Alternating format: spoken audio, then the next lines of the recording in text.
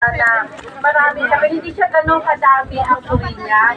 Tapos yung uhay niya, hindi siya ganun kasiksik. Ano po, meron ako nakita doon na naka number 1 sa akin na masiksik ang uhay, mahabang uhay, maraming anak. At matibay. Wala akong nakitang pasik, wala akong nakitang may kubag. So may nakita, yun ang nakita ko mga magandang katangian ng mga variety natin. Pero ilan yung mga variety doon, siguro half ay mas ko then yung half doon, medyo nakibis. Kasi bakit po may merong mga pangit doon na yung pinaka nakita ko doon na hindi maganda, nasa line of 3, ay 6. Parang 68 o 69, hindi ko po sure. Ano po? Ano siya?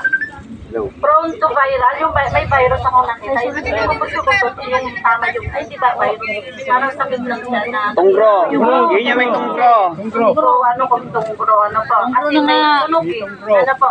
So makita mo rin siya na parang talagang pangit yung flag. Pinakapangit na flag. Na may sunog, tapos madalang po yung tanim. Hindi parang hindi na fully develop yung kanyang uhay.